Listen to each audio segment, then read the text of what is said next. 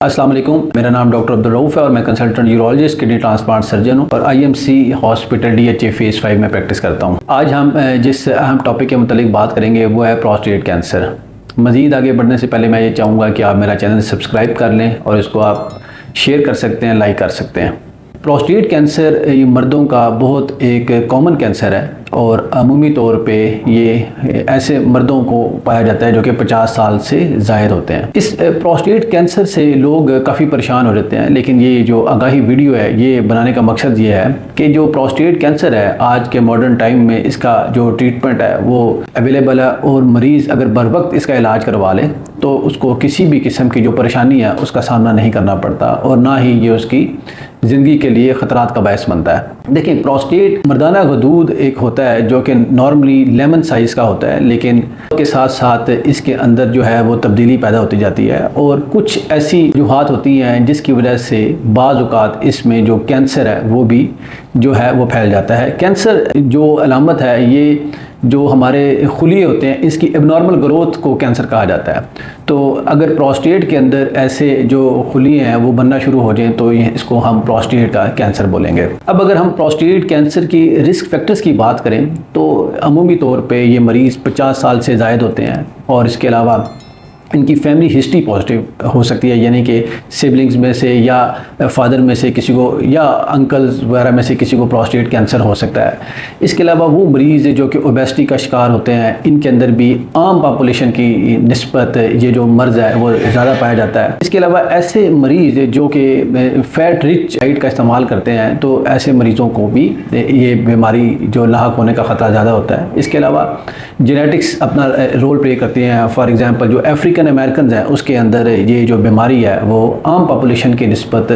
زیادہ طور پہ پائی جاتی ہے اور ان لوگوں کے لیے جو اسکریننگ پیرامیٹرز ہیں وہ بھی ارلی کیے جاتے ہیں، یعنی کہ جنرلی 50 کے بعد ہم پروسٹیٹ کینسر کی اسکریننگ کرتے ہیں، لیکن اگر کوئی بندہ افریقن امریکن ڈسینٹ سے ہے تو ان میں یہ 45 ایئرس کے بعد ان کے اندر پروسٹیٹ کینسر کی اسکریننگ کرنی سٹارٹ کر دی جاتی ہے۔ اچھا، اگر ہم اس کے سمٹمز کی بات کریں تو موسٹلی جو پیشنٹ ہیں یہ سمپٹومیٹک نہیں ہوتے، لیکن ان کو جنرلی جو پروسٹیٹ انلارجمنٹ کے سمٹمز ہوتے ہیں انہی کی شکایت ہوتی ہے، یعنی کہ ان کو جو پیشاب ہے وہ تھوڑی سی دقت کے ساتھ آتا ہے، پیشاب کی دھار جو ہے وہ باریک ہو جاتی ہے، ان کو بار بار پیشاب کی حاجت رہتی ہے۔ اس کے علاوہ ڈیزیز ہے تھوڑی سی ایڈوانس سٹیج پہ جائے تو ان کو کمر میں جو درد ہو سکتی ہے، خاص طور پہ کمر کے نچلے حصے میں۔ اس کے علاوہ ویٹ لاس ہو سکتا ہے اور فیور اور جو باڈی ایکس ہیں یہ ہو سکتے ہیں۔ جنرلی یہ جو سمٹمز ہے یہ ایڈوانس جو ڈیزیز ہے اس کو ظاہر کرتے ہیں۔ اب اگر ہم اس کی تشخیص کی بات کریں تو جیسے میں نے آپ سے عرض کیا ہے کہ وہ پیشنٹس جن کا جو ہے رسک فیکٹرز ان میں موجود ہیں تو ان کو پروسٹیٹ کینسر کی اسکریننگ کے حوالے سے آفٹر دا ایج آف 50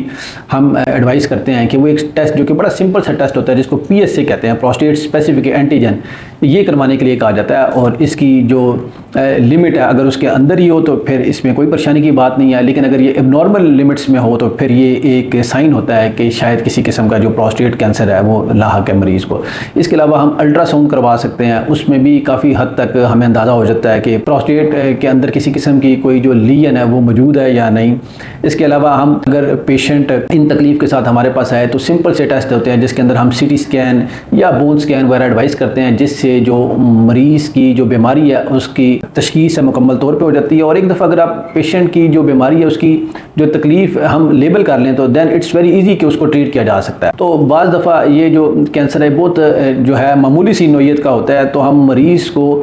کسی قسم کا بھی علاج نہیں ایڈوائز کرتے، صرف اس کو یہ کہتے ہیں کہ اس کو مانیٹر کرنے کی ضرورت ہے، جس کو ایکٹیو سرویلنس بولا جاتا ہے، یعنی کہ اگر مرض کی شدت بڑھے تو اس کو ایگریسولی ٹریٹ کیا جائے، ادروائز اس بیماری کو جو ہے وہ ایگریسولی ٹریٹ کرنے کی ضرورت نہیں ہوتی۔ اس کے علاوہ آج کل جو روبوٹک پروسٹیکٹمیز اور جس کو ریڈیکل پروسٹیکٹمیز کہا جاتا ہے، یعنی کہ اگر غدود کے اندر ہی بیماری ہے تو اگر ہم اس کو سرجیکلی ریموو کر دیں پروسٹیٹ کو تو اس سے بھی کافی حد تک مریض جو ہے وہ کینسر سے پاک ہو جاتا ہے اور جو اس کی ریسٹ آف دا لائف ہے وہ ایز اے کینسر سروائیور جو ہے گزر سکتی ہے۔ لیکن اس کے علاوہ آج کل بہت جدید طریقے علاج جس میں ریڈیو تھراپی، بریکی تھراپیز شامل ہے، یہ بھی بڑی کامیابی سے کیے جا رہے ہیں اور جس سے جو پروسٹیٹ کینسر کے جو پیشنٹس ہیں وہ بڑا کامیابی سے اپنی جو لائف ہے وہ گزار رہے ہیں اور پیشنٹ کا جو سیٹسفیکشن ریٹ ہے ان ٹریٹمنٹ سے بھی وہ کافی ہائی ہے۔ اب ہم بات کرتے ہیں اگر یہ جو پروسٹیٹ کینسر ہے یہ تھوڑا سا ایڈوانس سٹیج پہ چلا جائے تو اس صورتحال میں بھی جو علاج ہے وہ اب کافی جدید علاج پاکستان جیسے کنٹریز میں اویلیبل ہے، جس کے اندر ہم ہارمونل ٹریٹمنٹ کرتے ہیں، جس میں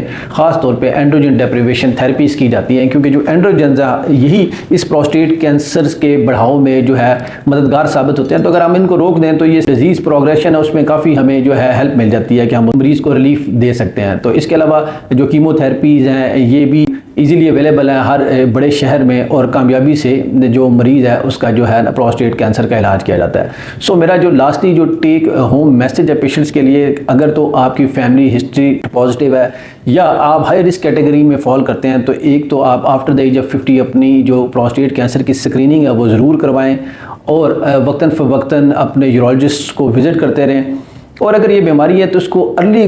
ٹریٹ کر لیا جائے تو آپ کا جو علاج ہے وہ 100% پاسبل ہے. مریض کی جان کو کسی قسم کا خطرہ نہیں ہوتا، اور وہ جو کوالٹی آف لائف ہے اس کو انجوائے کر سکتا ہے. سو اس سے بالکل ڈرنے کی ضرورت نہیں ہے. یہ جو علاج ہے اس ٹائم جو فرسٹ ورلڈ میں کسی زمانے میں اویلیبل ہوتا ہے، وہ سارا علاج پاکستان میں اویلیبل ہے، اور آپ کسی بھی یورولوجسٹ سے رابطہ کر سکتے ہیں اور اپنا علاج کروا سکتے ہیں. Thank you.